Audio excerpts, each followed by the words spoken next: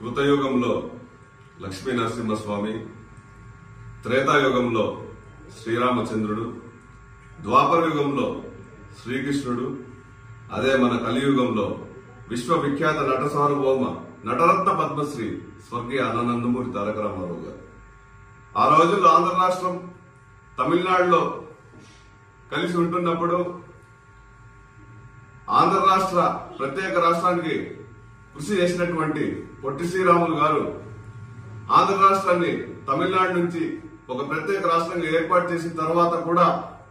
మన తెలుగు వాళ్ళని బడుగు జాతి అని, తక్కువ జాతి అని చులకనగా చూసే ప్రతి ఒక్క రాష్ట్రాలు మరి ఆ రోజుల్లో దివి నుంచి దిగిన ఒక తార తెలుగు చలనచిత్ర పరిశ్రమలో రంగప్రవేశం చేసి పౌరాణిక చిత్రాల్లో, జానపద చిత్రాల్లో ఒక రాముడుగా, ఒక కృష్ణుడుగా, ఒక దుర్యోధనుడుగా ఇలా ఎన్నో పాత్రలు పోషించి తెలుగు జాతి ఖ్యాతిని ప్రపంచవ్యాప్తంగా, ప్రపంచ నలుమూలల్లో తెలియజేసినటువంటి గొప్ప మహనీయుడు అన్న నందమూరి తారక రామారావు గారు. మరి సినిమాలన్నీ కూడా చేసుకుంటూ 60 ఏళ్లు వయసు దాటిన తర్వాత తాను పుట్టిన ఈ నేలకి ఏదో ఒక సేవ చేయాలని ఒక ఉద్దేశంతో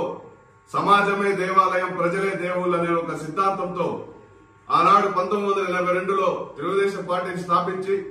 పార్టీని స్థాపించిన 9 నెలల కాలంలోనే ప్రపంచంలో ఎక్కడా లేని విధంగా భారీ మెజార్టీతో ఆంధ్ర రాష్ట్రంలో తెలుగుదేశం పార్టీ ప్రభుత్వాన్ని ఏర్పాటు చేసి ఎన్నో సంక్షేమ పథకాలు, ఆడబిడ్డలకి ఆస్తుల్లో సమాన హక్కు, ఈ 100 కాలం కావచ్చు, గాలేరు నగరి కావచ్చు, 2 రూపాయలకే కిలో బియ్యం కావచ్చు, ఇలా ఎన్నో సంక్షేమ పథకాలన్నీ కూడా ప్రవేశపెట్టి వెనుకబడిపోయిన ఆంధ్ర రాష్ట్రాన్ని దేశంలోనే ముందు స్థానంలో నిలబెట్టిన ఘనత అన్న నందమూరి తారక రామారావు గారిది. మరి వారి జన్మదినాన్ని పురస్కరించుకొని వారు ఉన్నప్పటి నుంచి కూడా ఒక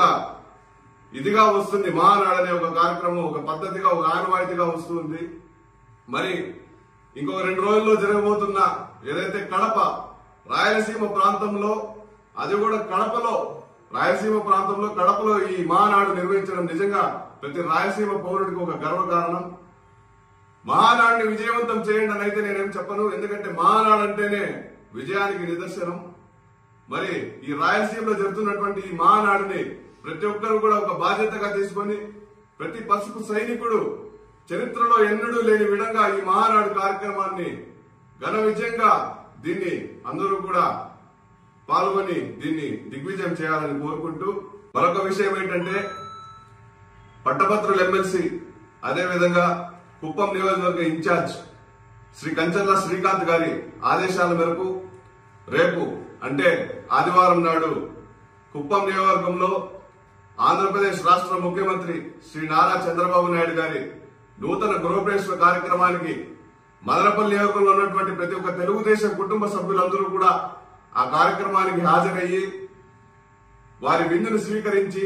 ఆశీర్వదించవలసిందిగా మరొకసారి కోరుకుంటూ సెలవు తీసుకుంటున్నాను. ధన్యవాదాలు.